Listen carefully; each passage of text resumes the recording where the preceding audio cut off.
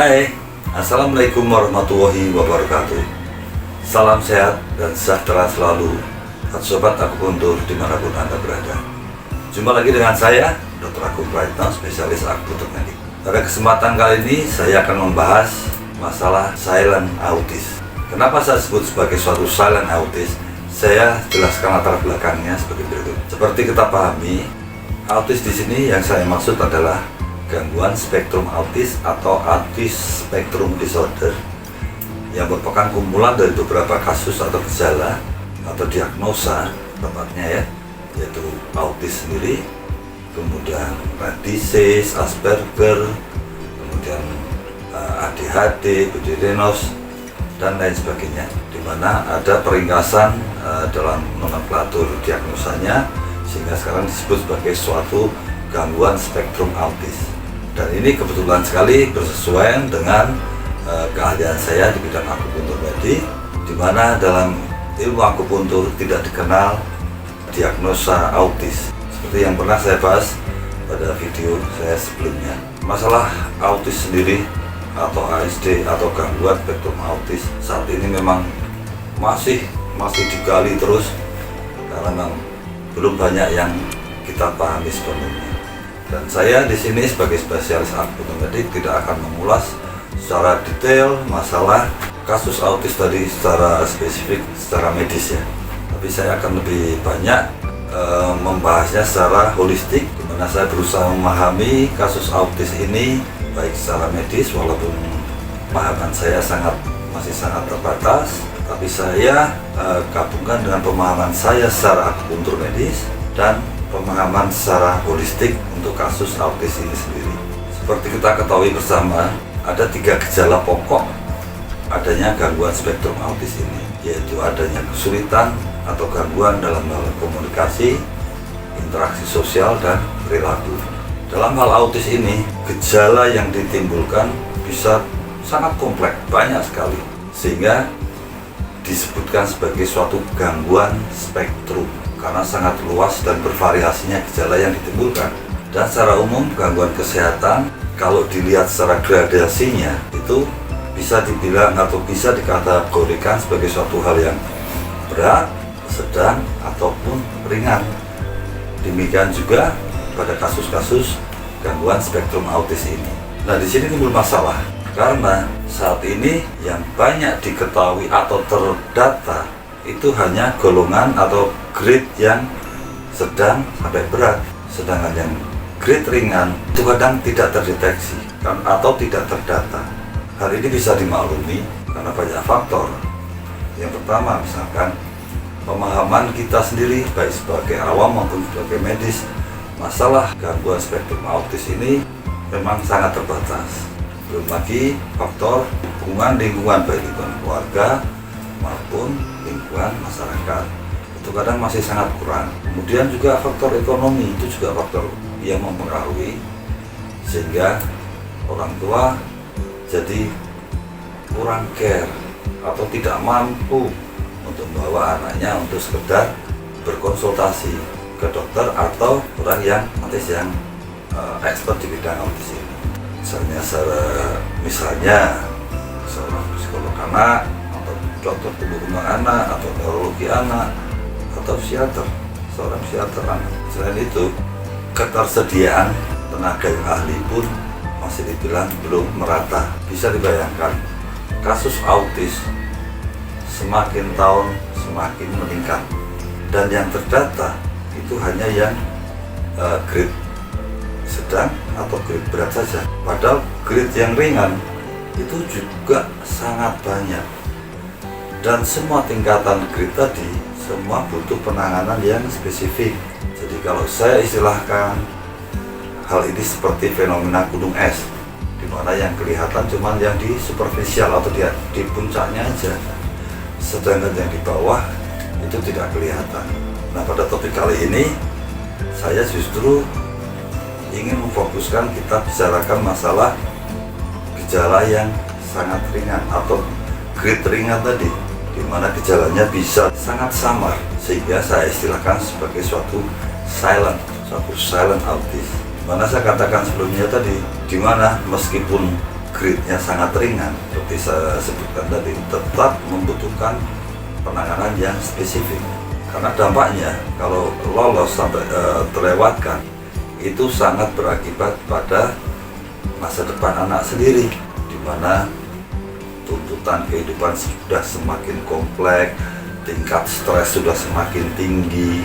Hal itu akan berdampak pada anak-anak tadi untuk bisa berkarya atau hidup secara normal.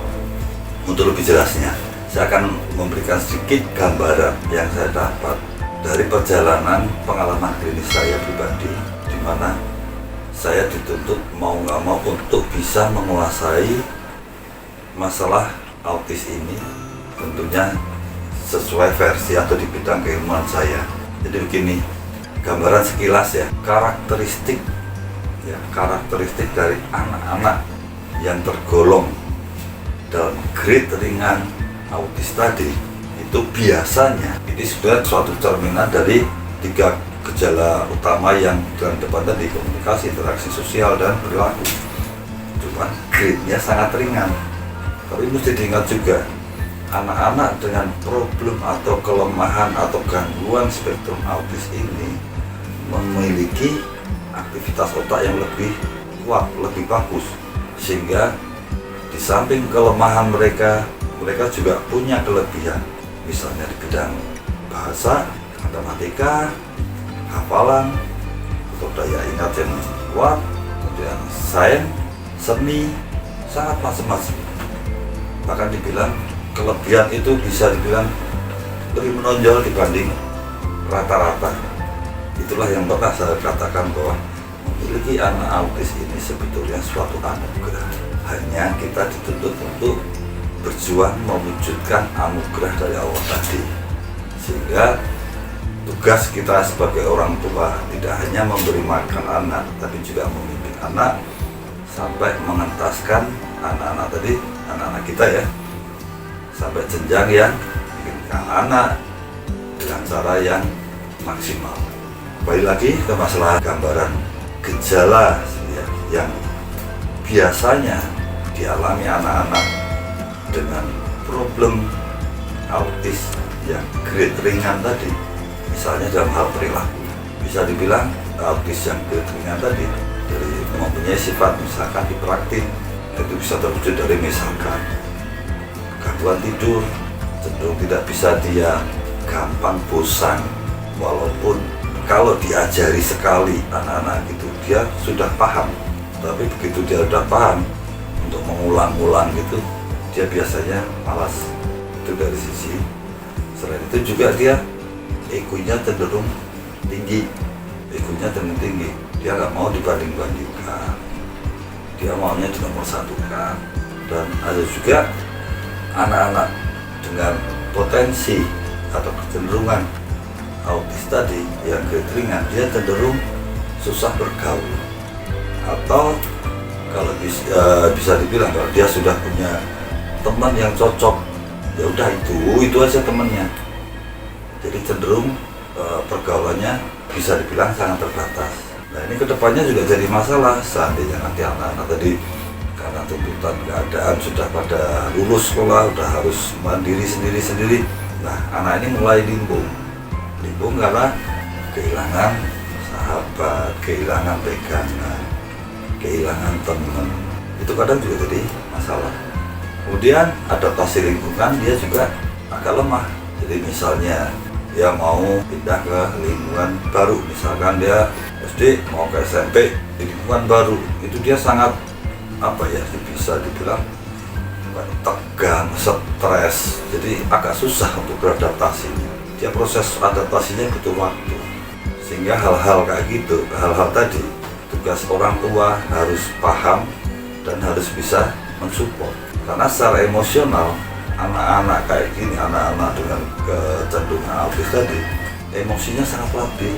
Dia gampang marah, terutama kalau berhadapan dengan orang yang misalnya bisa ditindas atau ditekan, itu dia pemarah. Tapi kalau menghadapi lingkungan yang menurut dia berat, dia cenderung bersifat jadi depresi.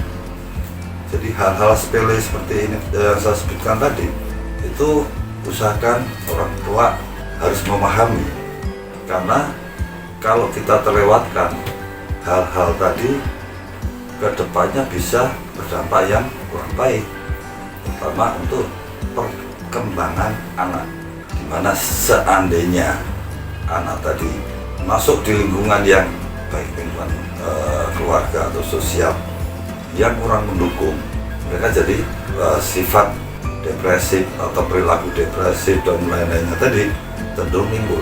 Tapi seandainya lingkungan tadi kebetulan mendukung, baik lingkungan sekolah, lingkungan pekerjaan, lingkungan pergaulan, ya anak-anak tadi fine-fine aja, justru potensinya tadi cepat sekali berkembangnya.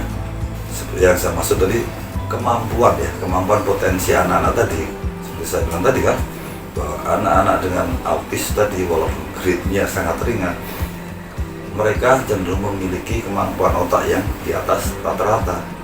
Bisa dibayangkan seandainya kita sebagai orang tua lalai memahami psikologi anak, sehingga kebutuhan anak-anak yang kebetulan misalkan ya, anak-anak kita memiliki kecenderungan autistik tadi, walaupun grade-nya sangat ringan, sehingga kita tidak menyadarinya.